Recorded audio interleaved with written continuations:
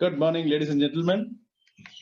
Today's topic that we are trying to discuss upon is a subject which I came across as during a few mentoring sessions with entrepreneurs. To classify it, let us look at one of the business entrepreneurs of real estate. In the real estate domain, we have real estate agents who play a very important role in the real estate transaction. And the questions are based on whatever has been my experience when dealing with real estate agents or the consultants in the market. So I would make a small brief presentation, and from there we'll also discuss upon the question and answers whatever comes up. So the topic that has been taken today for the discussion is building the relationship with the builder through financing options. You may actually feel that what a real estate agent to do with finance, because they will feel that real estate agency has nothing to do with financing side. But here I think most of the time when we talk about the changing role of real estate agents or consultants, it becomes very important for all of them to understand how the business of the builder operates and how financing becomes a very uh, important system to ensure that the project goes through. So, as usual, we'll just categorize our day-to-day activities of a real estate agent or a consultant. A real estate agent consultant generally has got or is supposed to do three major activities: and the administrative activities, the research activities, and the marketing activities. Now, most of the time, as a real estate consultant, you will see that the most discussions, most of the connects, contacts, cold calling, or follow up for the leads happens through phone calls and emails. There are many uh, real estate agents who have moved across to a more organized way of working through digitization of their existing system. Phone calls, for example, many of the agents have moved themselves uh, into a virtual receptionist model where they're able to keep a track of the incoming calls, the missed calls, the call recordings to ensure the quality performance is happening. And emails to the extent is very important tool where they have automated emails. Having said that, the work of an agent doesn't stop in only answering phone calls or calls and emails. There has to be a more systematic approach to the entire process. It's always seen that the uh, real estate agents who are typically one man operated show, which in most of the cases are, they do virtually all the tasks, right from attending phone calls, sending emails, scheduling appointments for site visit, conducting the site visits, updating the property portals, property listing on the various property portals, follow up of those portals, and running around with the client, with the builder or the seller for collecting documents, for executing documents, and all related to the property documents. Most of the time, it so happens that in this running around process of administrative activities, which the most of the time the real estate agent does is, there is a great amount of uh, time management when it comes to the research side of it. So the proper real estate research is always required to be conducted by a agent, which should basically look at which market he should focus, which projects he should focus. He should also have a time slot devoted for his knowledge updation, both through the online uh, portals, online updations, attending various knowledge programs, seminars online. And of course, we talk about other segments wherein we have been seeing that the real estate, uh, the more important would be like the research that needs to be done for a project is generally assumed by most of the builders without having the proper uh, underlining documents for that. So we'll dwell upon that as to how it can be looking at. And there is always a need for adding more listing of properties. There is always a need to find out more properties, which is going to be the uh, crucial thing for a real estate consultant, because the conversion factors are dependent on many other aspects. Now, it also needs a lot of planning for a real estate agent to plan out his promotional materials. With the online activities that is happening, we see that most of the time uh, the promotional materials are either received from the developer himself, and the developer and the real estate agent just adds a couple of things, his number and email ID and website and all those, and sends it across. There needs to be also an amount of planning while planning for the marketing materials that needs to be done. Also, a continuous presence on the social media and online platform is very important. So thereby what happens is that considerable amount of time also needs to be provided for the purpose. Now what happens in a few of the cases, this online presence and social medias are generally outsourced to outsource agencies. But it is always important that when we outsource the activities, or as an agent, when they outsource an activities, it is important that they keep track of what is being done and whether they are themselves updated on what is happening. So it's very important that the updations needs to be very well planned, monitored by the real estate agent. And networking is, of course, the backbone of any business, and for more particularly for the real estate, because that's the segment where we see networking is an area which doesn't limit or which doesn't restrict an agent to do only with one particular segment. For example, a networking of a real estate agent, we have seen when we talk to the business owners, is limited to their own domain, which is another real estate agents or builders and so on and so forth. But networking as such is always expected to be done with different stakeholders, different type of people across, because we do not know when, where the leads are going to come. Then running advertising campaigns, this we have seen off late. There have been a lot of emphasis on the digital marketing side, Facebook ads, maybe great extent on YouTube and other social media side. But it is actually very important that the advertising campaign is being properly tracked, because most of the time what actually happens in advertising campaign is that there is either too much of emphasis on the money, or there needs to be a proper study to evaluate which type of campaign is actually working in favor of a real estate agent and which is not. So running an advertising campaign is very important. And blog writing and website of late has been a great importance in building the trust factor for a real estate agent. So as you see that these nowadays, most of the people do online search for many properties, particularly in the cities. They look at all the social media side, even to that extent they want to, before meeting the real estate agent, they would like to actually check their profile in various social medias to get an understanding about how trustworthy an agent can be. So this is one of those thing. Real estate agents' time for the day is being um, really used. Now, when we see from the agent's role, from working with the sellers, because we are talking about agent role, there can be different scenario where the agent is working both on behalf of seller and buyer. There can be scenario where he's working with the seller only or the buyer only, or he can be working with the intermediaries. Neither he is working with a direct seller, but seller's intermediary. Neither is working with the buyers or buyer's intermediary. So there can be more intermediaries, and there can be more of complications that comes in due to the communication that generally differences generally sprang up.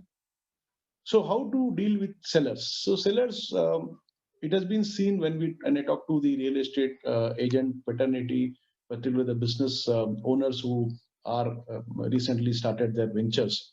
They just have a very limited idea about how they would like to go, and they always want some ready materials to be given to them, and uh, and then start the work, jumpstart that. But it doesn't really necessarily work out that way, because unless an agent has a, first of all, a clear understanding of the market, of the prices that is there. Prices are there both on online, we get it. Prices are available from the register records, and prices are available the market records. So how that needs to be done? Many times it so happens that the probing of the seller's requirement. In case if the agent is talking on behalf of a seller, it's very important for the agent to sensitize the seller as to what is the prevailing prices. He has to go with the proper data if if required, if called for, and that can make a things more trust building for an real estate agent. And obviously, when he talks as a on behalf of seller, he has to look at the property from the buyer's perspective and look at if there is any changes that needs to be done in the property. Maybe a painting, maybe some repairing to make it more marketable. And during the site visits, the queries limited comes out. And because most of the time it's everything is online, the prospective buyers want to have a proper photograph. Photography is a very important thing, because I've seen in many of the agents, the way they take the photograph or make a video in the YouTube doesn't necessarily represent the quality of the project that they are doing or quality of the unit that they are selling. Because most of the time they use uh, cameras, or they keep changing the angle, or the blurring of the images are very high, or shaking the images, a lot of shakes in the image, or their voice which they record along with the video, that generally get distracted because of the external noise disturbances.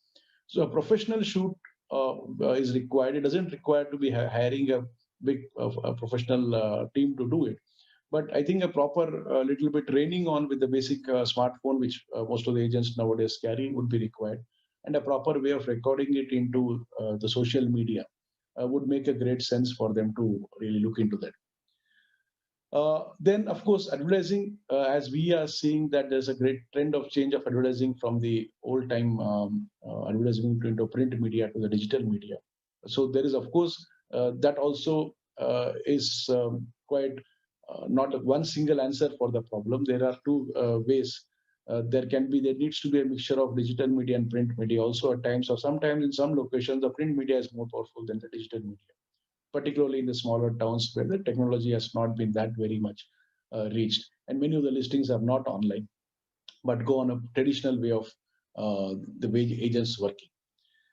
Then, of course, from the seller's point of view, they have to ensure that this whatever time has been committed for the site visits, there is a pre-confirmation of the time. If the seller wants to be at the time of site visit, the proper coordination is being done. It's always seen that there is a very lack of planning, lack of coordination when it comes to site visits in many of the what we call it as instances, where the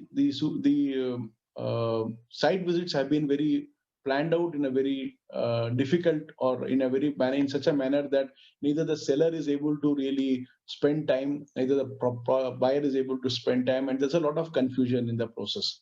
So I think scheduling a site visit becomes very important, where use of technology is not the only platform, because many times the technology may not reach to the ultimate seller or the buyer. So there's need to be having the traditional way of confirming through telephone, and also to ensure there is a follow-up through WhatsApp, SMS, or whatever way, subject to getting an understanding about how the what is exact technology knowledge or technology usage of the seller and the buyer. And so that's going to be like, not that everybody is going to be a techno savvy guy person that you can do it. So we need to understand that, and the agent also is sensitizing onto that. And there's also, when the role of a seller comes, or rather the real estate agent working with the seller comes, there is a lot of discussion that needs to be done on behalf of seller with the lenders, which is the banks of the prospective borrowers, the lawyers who may need some information and documents, and valuers who generally come for valuation. So a real estate agent at times is required to keep the keys ready, coordinate with the seller, and get his permission for conducting the valuation visit, get permission from the society, as the case may be, and do all those required things, so that the running around doesn't become that very bad. Now, it also possible that a real estate agent is working with the buyer, which obviously when he works with the buyer, his role is to ensure that the buyer gets the right property at the right price. So he needs to have the data. He needs to work with reliable people, because many times it may happen that the buyer's agent would be your side, and then there will be somebody, the seller side or seller agent.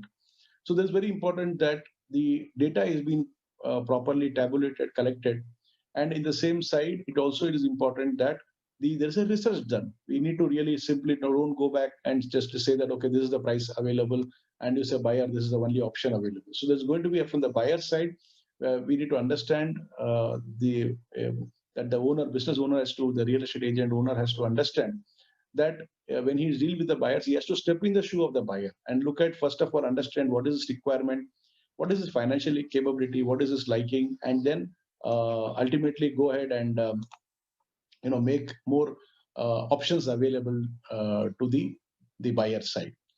So when he looks at, obviously, it may happen that the buyer is not available and is outstation and would like to have the photographs and videos of the site visit and all those things. And so there becomes a very important thing, as I told in the case of the seller, the buyer has to have a proper document, the proper photography and videography of the project, and supervise and coordinate and all those things. So coordination, even in the case of buyers, becomes important, because many times the buyers may be busy in their own work. They're not able to really go around and collect documents from the seller, maybe go and discuss with the lawyers for submission of documents. And the basic activity that needs to be done, whether it is dealing submission of documents and all those things, the real estate agent does a lot of things. So if you look at all these aspects, the whole of the real estate agent work has become, or rather is expected to be very professional, and that's how the business grows in the trust factor. Now, what is the changing role of real estate agent that has happened in the last few years? Now, the real estate agents of earlier days, even they are still prevalent today. Also, are not organized. We have seen the real estate agents as somebody who does the work on a part-time basis, or who is already just acquainted with their local knowledge, or who has a couple of units known to him, which is for the rent, and he just simply goes and tells that to the neighborhood or his contact sphere, and that is how it is generally been done. Now, what actually has happened in the last few years is that the role of real estate agent has moved from the real estate agent to real estate advisors. Whether you are advising or the property owner from the seller point of view, or a prospective property buyer point of view, it has become a very important thing that the real estate agent is no more a real estate agent, but he's a real estate advisor. When you talk about the advisor, the role is much larger, because in that situation he's supposed to look at many other angle than simply selling the property or buying the property or renting or leasing the property and just making a revenue out of the transaction. The real estate sector has also undergone a great change, as we have been seeing that whether it is the affordable housing segment, whether it is a high-end segment, whether it is the various transparency governance norms in terms of real estate has undergone a great change. So real estate agent has to necessarily update himself or herself, as the case may be, to the changing real estate sector. 20 years before today, the way the real estate sector was behaving is not behaving right now. There is one more change that has happened in the real estate sector, which is of course affecting the real estate agents, is particularly the professional management services, professional property management services. Now, what has actually happened, if you look at residential apartments and all those things, there have been now a great amount of outsourcing that has happened for the property management. Whether it is a visitor management, whether it is housekeeping, whether it is maintenance, there have been a lot of corporates that has come up to provide one single point services, which also includes the broking services, because they are as such they are more informed about a particular unit. They are informed about the residential complex. If this is actually picking up pace, now what actually would happen if this picks up a great space? That earlier real estate agents or advisors were getting information about the property available for sale, or renting from the building people, building owners or building residents, who were generally informed that where is the availability of the flat. Now, with this concept changing, the professional property management services have taken over this concept, wherein they are able to deliver to the last mile for services to the property owner, whether the maintenance of the flat, whether it's a periodic pest cleaning, pest services, cleaning services, whether it is maintenance of their electricity or other things, services, whether payment of their maintenance and taxes and all those things. So these have been outsourced to the residential complex property management services. So this is one of the fast changing role where the real estate agent necessarily now needs to have, by way of collaborations or looking into other areas of services where they can expand their services into property management side, which will thereby also ensure that the project that they are handling remains with them, and they're able to provide qualitative service, and they're able to get referral and recurring income from the property services. Now, RERA has been the game changer, and many of the real estate agents have still not gone ahead, or even real estate projects, the owners have not gone for RERA.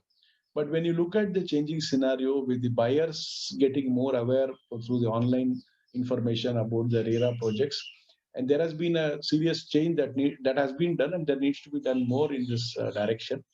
And as we have seen in other sectors or other areas, when the governance it sets in, we have seen that it takes its time, but when it takes its time, there is absolutely no option left with the real estate developer or the real estate agent from escaping these provisions of the law of the land.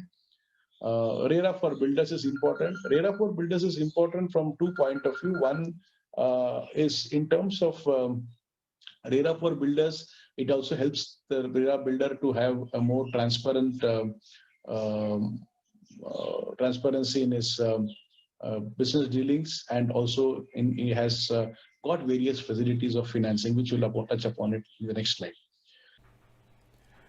Yeah, the next point is online information availability.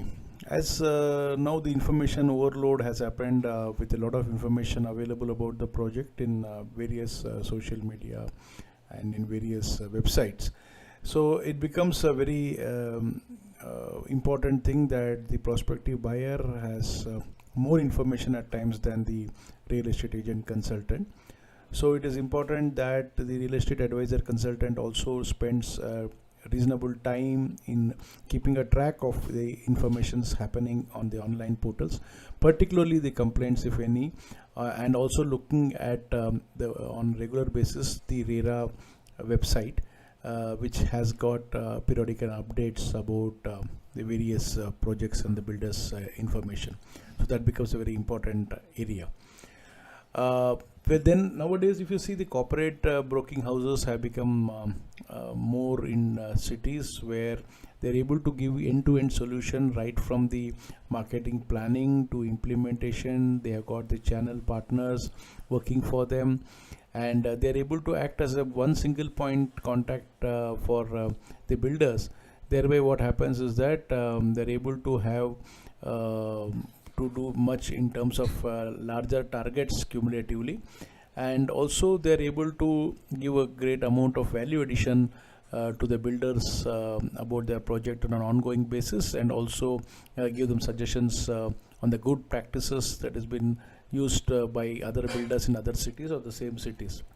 So I think corporate broking can have a great impact on the way they currently the real estate agents on an individual basis have been working. Then of course also the point is new funding options that has come up in the last few years in terms of margin money. There are finance companies which actually also helps to increase the loan amount, and also by reducing the margin and margin for the loan requirement, thereby making a home buyer to go for a more higher loan and maybe a larger unit than what it was initially planned.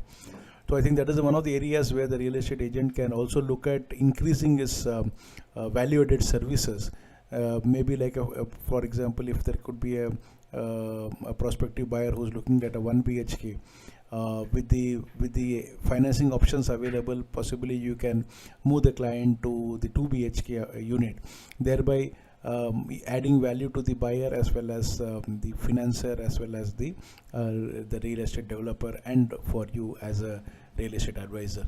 So I think these things also has to be looked at it.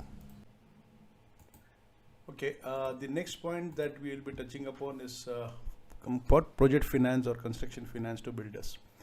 So real estate agent, a few of them basically asked me is that finance is not our cup of tea, and why do we need to learn this?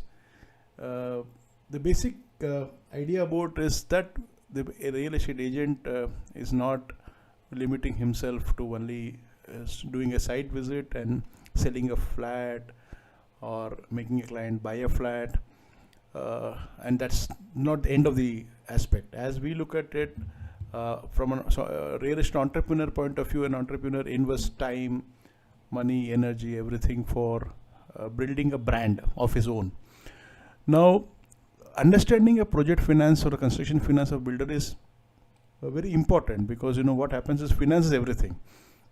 At every stage of a builder's cycle of construction, whether it's buying land, approvals, construction, selling, in between the various payments for statutory liabilities, payments to vendors, all those things, everywhere there is a stage of money required.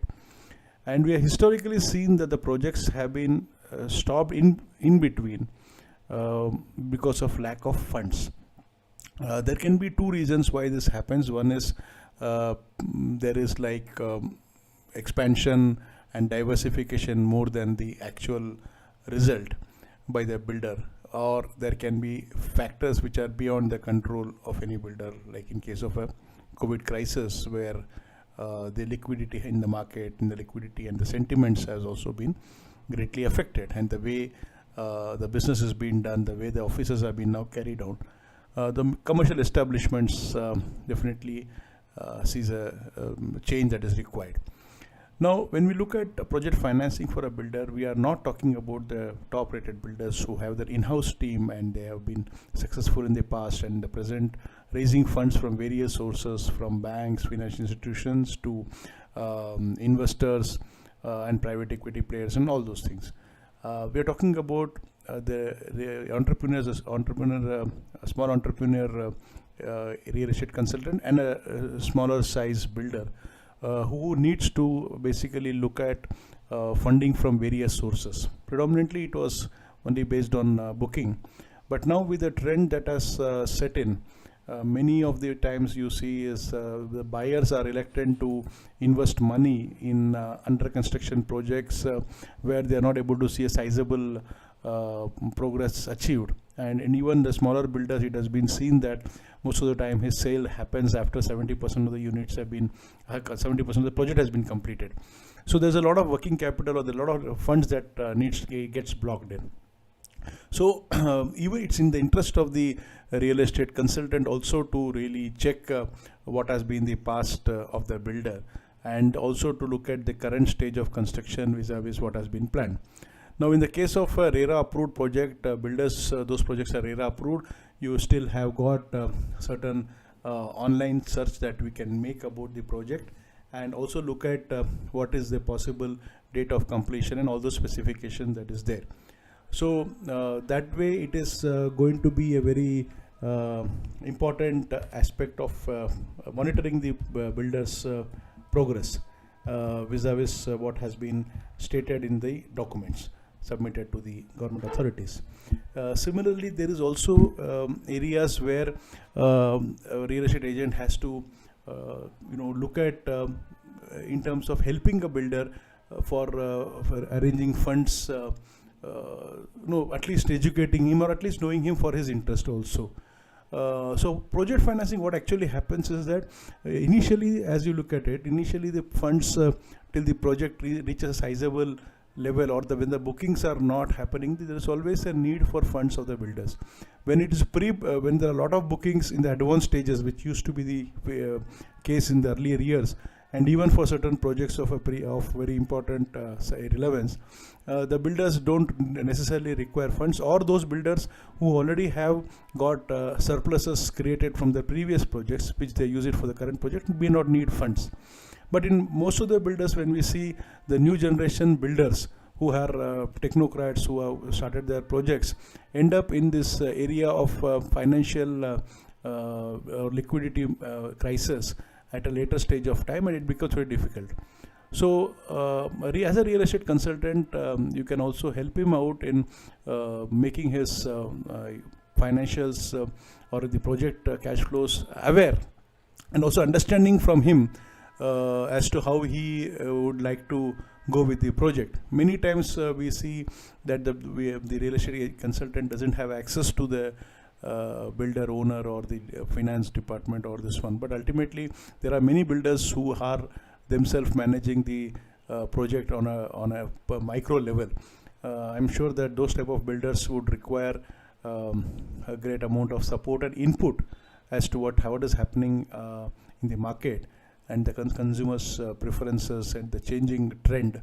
So for financing, I'm sure that you will be aware whether there will be need of lot of documents, because the financer would like to see the worthiness of a client, whether the money that the financial institution is giving, whether it is safe and can be received by way of interest, because that's ultimately the financial institution is for. So the project report is something which talks about a project. Now here the most important thing I have seen in certain builders discussion was that they say, project report, boss, I give it to my consultant, he prepares a project report. I think that's one of the areas where there is a lot of mismatch that happens at a later stage, and that's where the confusions really set in. So project preparation stage, a builder has to get involved in the process of translating the technical details and translating his marketing details, operational details into financial statements, which can actually be more or less realistic, and at the same time can be a parameter or can be a benchmark against which they can actually evaluate the effectiveness of the project. So I think the exercise of project report is like an exercise of a budgeting, where the more authentic informations have been put, the more the involvement of the various stakeholders in the office of the builder is involved, and it becomes a diligent exercise. It also helps the financial institution also to evaluate, and at the same time internally the organization becomes more professionally managed. So they know that what can be the cash flows, and for achieving a cash flow, what will be the outflow, what can be the inflow coming from the bookings, and where they are having a cash deficit, which month they may have a cash deficit, how they're going to fund it. And so this type of planning is not something which is very difficult to achieve and which needs too much of manpower. With the use of simple tools that we have in Excel, and we have got various triggers that can be worked out, and various MISs that can be developed, these things can be easily be implemented in terms of preparing a project report, and then and having a system, an SOP, a standard operating practices, which will help the any builder or even the real estate consultant to retrieve the data and help him out in doing it.